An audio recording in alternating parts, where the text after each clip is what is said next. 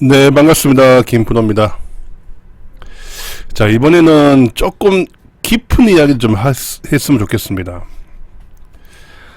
조중문화란 이 자체가 조직에서 중요한 업무인 건 좀 분명한 사실입니다. 이 무형의 자산이나 할 수 있는 문화를 경쟁력 있게 바꾸는 작업인데, 그래서 많은 기업들이 조직문화의 중요성 때문에 오너나 또는 경영진 주도로 활동합니다.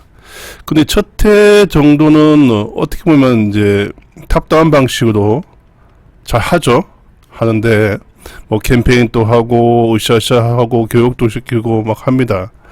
그런데 한 2년차 3년차 되면 그때부터는 조금 첫 해와 접근 방식이 좀 달라요. 무슨 말이냐면 언제까지 탑다운 방식으로 할 수는 없다는 거죠. 왜?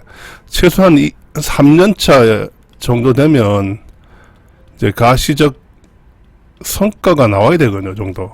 성과가 나온다는 말은, 무형의 자산인 이 문화를 변경시키면서 조직의 그 응집력과 몰입감을 통해서 실제 일하는 방식, 직원들이 일하는 방식이 변경돼야 되는데, 그 3년차 때 정도 되면 그때는 탑다운이 잘 안 막힙니다. 왜 또 3년 되면 이 조직문화 혁신이 그 조직의 이슈 큰 트렌드가 될 수 없을 수도 있거든요. 그러면 기존의 방식으로는 할 수가 없는 거죠. 그래서 고질적 문제, 이게 본사에서 주관해서 할 수 있는 활동은 많이 했겠죠. 이제 그다음부터는 본부나 부문 단위별로의 이제 활동을 해야 됩니다. 자체적으로. 알아서 움직이게 해야 되는데, 그 문제는 본사는 어느 정도 그 전담 부서가 있다 보니까 기획부터 설계부터 가면 개발 전업 다 할 수 있습니다. 그렇지만 본부 부문 단위는 큰 메이저 기업들은 기본적으로 본부 부문 단위의 조직문화 전담 부서가 다 있습니다. 있지만 나머지 조금 작은 회사들은 본부 부문에 보통 HR 쪽에서 많이 가지고 있어요. 이게 메인이 HRM이나 D를 메인이고 그 밑에 HRC 식에서 컬처가 들어가 있는 거죠. 그러면 100%가 아니고 뭐 속된 말로 10% 20%밖에 안 돼. 인력도 한 2.5명, 한 2명, 아니면 1명 이렇게 됩니다. 그러면 전담할 수가 없는 거죠. 그리고 이 조직문화를 담당하는 직원들이 보면 대부분 다 아시겠지만 차장급이 하면 좋겠는데 대부분 다 이 대리급 또는 가장급 초임인들이에요. 그러다 보니까 안목도 높지 않습니다. 그러다 보니까 이벤트성 활동이 엄청 많아지는 거예요. 이벤트 활동 많아지면 직원들 입장에서는 또 이벤트냐는 거죠.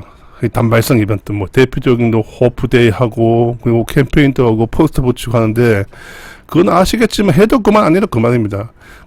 그런데도 불구하고 본사에서 경영진에서 강하게 챌린저를 왜 챌린저하냐? 매년 연말 되면 서베이를 합니다. 서베이를. 그러니까 서베이 통해서 우리 조직의 전년 대비 올해 어느 정도 상승했고 감소했고도 해서 장점이 오고 단점이 오고 나옵니다. 그때 되면 또 이슈가 왜? 이 서베이가 지수값이 그 임원 평가에 반영하다 보니까 당연히 긴장하겠죠. 그래서 현업에 있는 임원들도 이제 고민하게 됩니다. 그래서 임원 서베이 할 때만 이게 전사 조직률 진단 할 때만 그때 바짝하고 끝나면 흐지부지 끝나는 경우가 많이 발생돼. 이걸 계속 반복해요. 유사한 기업들 대부분 다. 이거 어떻게 바꿀 건지 그 솔루션은 좀 제시하고자 합니다. 그 방법을 이제 답부터 말씀드리면 사내 조직문화 개선 컨설턴트를 육성하는 방법이에요. 이게 무슨 말이냐면 본부 부문에 있는 실무자가 2~3명이 본부 보통 대기업은 본부만 봐도 한 3,000에서 4,000명 되거든요. 그 3,000명, 4,000명이 한 2~3명이 주도해서 한다? 이게 현실성 없죠. 그럼 어떻게 할 거냐면, 그리고 생산이나 어떤 재무적으로 연계되어 있는 부서는 체계적으로 본사, 보문관의 각 전담부도 다 있습니다. 있고, 그 체계적으로 관리가 됩니다. 왜? 그게 나중에 업무 생산성이 직결되다 보니까, 하지만 무형의 자산을 하다 보니까 어떻게 보통 이게 지원 부서의 역할이 되는 거예요. 조직문화가. 그러다 보니까 이제 조금 관심에 따라 달라져. 관심 많으면 강하게 챌린저하지만 이게 본부나 부문장에 관심이 없다. 그 조금 뒷전인 거예요. 언제 관심이 있냐? 요때 매년 조직문화 진단을 합니다. 큰 기업들은 진단을 할 때 그 각 조직별로 나래배 세우거든요. 나래배 세워서 1등부터 꼴찌가 다 나옵니다. 나오면 거기에 맞춰서 그 본부장이나 부분장 평가에 반영하는 거죠. KPI에 반영하는 건데, 여태 관심 있지 그전에는 별로 그 관심이 없어질 수 있는 거죠. 그래서 이 문제를 바꾸기 위해서 어떻게 할까 막 하는데, 모 기업에서 했던 선례를 제가 설명을 드릴게요. 했던 사례인데, 본부장, 부문장은 바뀔 수가 있어요. 뭐 대표에서 바뀌면 달라질 수 있고, 내년 조직 개편되면 달라질 수 있는 것처럼, 그러니까 조직의 장은 바뀔 수 있다. 그렇지만 거기에 있는 실무자, 부서 실무자는 쉽게 안 바뀌지 않지 않습니까? 그래서 각 본부의 그 사내 조직력 개선을 전문으로 하는 컨설턴트를 육성하네요. 그분들이 주도해서 이 본부 단위의 조직문화 혁신을 주도하는 거예요. 자, 일반적으로 보면 외부 전문 컨설턴트들이 경영 컨설팅 회사가 방문해서 조직문화 진단해서 우리 조직이 어떤 취약점이 뭐고 강점을 먼저 뽑아내고 주요 이슈가 뭐고, 그 다음에 개선 방안을 하기 위해서 현업에 이슈 검증해서 인터뷰나 이슈 조직 운영 현황을 조사하죠. 조사해서 개선 방안 만들고 그 다음부터 이제 진행합니다. 이 단계를 실제 사내에서 하는 거예요. 사내 내부 직원들 하면 외부 컨설턴트보다 더 정확하게 알 수 있어요. 왜냐면 본인들은 알고 있거든요, 사실. 그게 공론은 안 되는 뿐이지, 뭐가 문제다, 본부장 문제인지, 제도 문제인지, 시스템 운영상 문제인지 딱 명쾌하게 알고 있어요. 그걸 이제 사내 컨설턴트가 딱 주도해서 전개하는 게, 어떻게? 매년 정기적으로 서베이 결과 나오지 않습니까? 이 로데이터 같은 경우는 요즘은 어떻게 하냐면, 예전에는 본사에서 다 조사했어요. 조사해서 분석 다 했는데 요즘은 로데이터를 본부 부문으로 보냅니다. 본부 부문을 보내서 본부에서 그걸 로데이터 분석해요. 누가? 그 조직문화 전담 부서에서.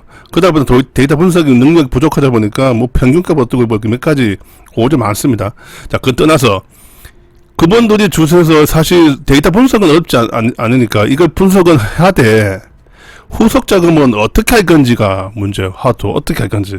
그때 사내 컨설턴트가 이 조사 분석부터 해서 현장 이슈 검증한 다음에 개선 방안 만들고 실행까지 다 하는 거예요. 그러다 보니까 단발성 이벤트가 많이 떨어질 수 있죠. 자, 본사에서나 부문단에 한번 해보면, 본사에서 기본적으로 해보면 단발성 이벤트들이 부문단에서 엄청 많이 합니다. 그러니까 연속성이 없는 활동들이 딱 단발성 이벤트예요.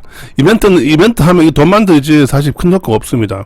그리고 본사 아시겠지만 본사 인력들이 부문단위 지원도 한계가 있죠. 그래서 자체적으로 하기는 역량 부족하고 확인해야 되고 하니까 이벤트 하나 또는 뭐 캠페인밖에 하지 않는 거죠.